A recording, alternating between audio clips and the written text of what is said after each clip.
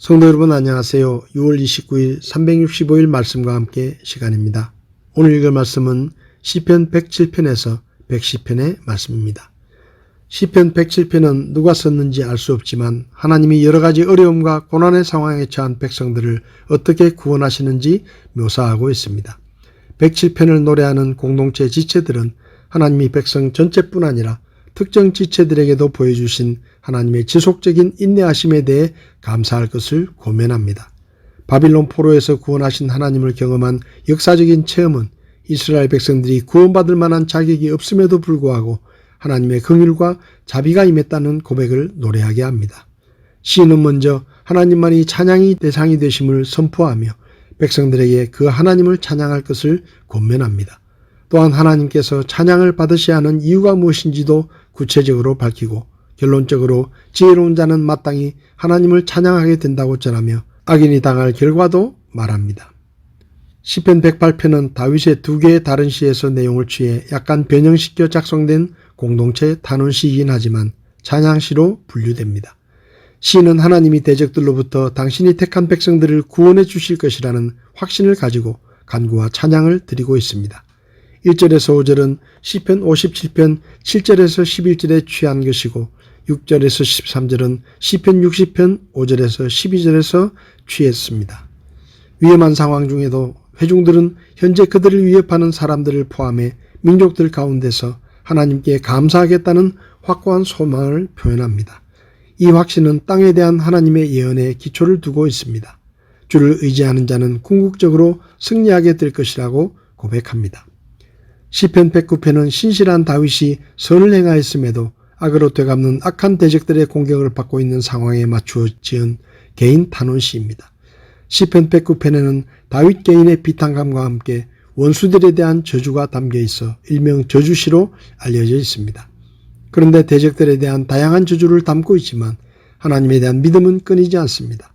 다윗의 이런 믿음에 대적들에 대한 저주를 개인적인 것에서 하나님의 공의를 드러내게 합니다. 다윗은 먼저 대적들의 악행을 하나님께 고하고 이어서 대적들에 대한 구체적인 저주와 멸망을 간구합니다. 여기서 다윗은 자신의 연약함을 고백하면서 하나님의 도우심을 간구하는데 다윗의 간구는 응답에 대한 확신과 찬양의 결과로 나타납니다. 시편 110편은 제왕시로 하나님 백성의 삶 속에서 다윗 왕가의 역할을 다룹니다. 이 편과 72편과 마찬가지로 110편도 단순한 다윗의 인간적인 후사의 업적을 넘어가 메시아를 기대합니다. 즉 하나님의 왕국을 통치하실 메시아에 대해 예언하는 것입니다. 또 장엄하고도 위험 있는 분위기로 메시아의 의로운 통치와 승리하심을 나타냅니다.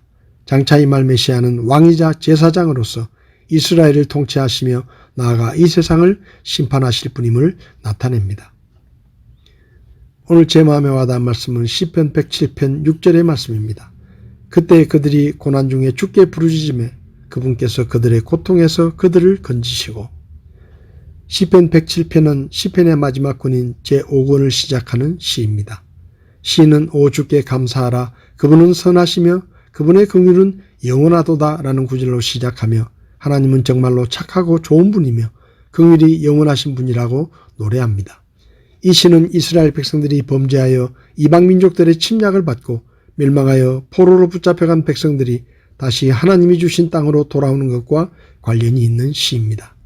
시인은 하나님의 백성들이 당하는 여러 가지 고난과 어려움을 연속하여 언급하지만 그 분위기는 어둡고 침울하게 걱정하고 근심하는 분위기가 아니라 고난에서 건져주신 하나님을 찬양하며 감사하는 밝은 분위기로 노래합니다.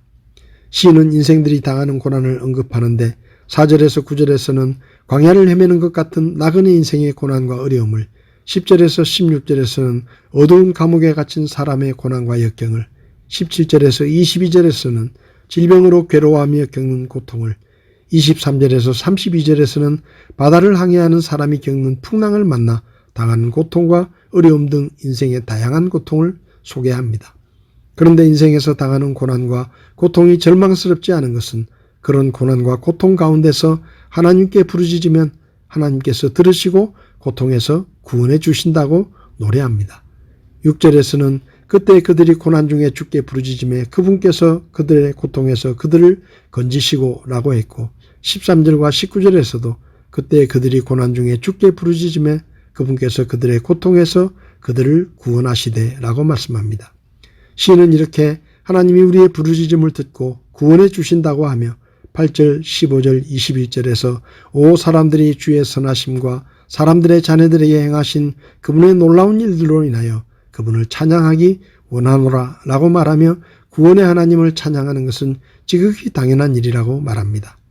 그리고 하나님은 우리를 고통에서 구원해 주실 뿐 아니라 정착하여 살만한 곳으로 인도하시고 어둠 속에서 이끌어내시며 쇠사슬을 끊으시고 질병을 치료하시고 멸망을 피하게 하시는 분이라고 노래했습니다. 성도 여러분, 인생을 살다 보면 끝없는 광야를 헤매는 것 같고 어두운 감옥에 갇혀 모든 사람에게 잊혀진 것 같고 질병 속에서 신음하여 괴로워할 때가 있습니다.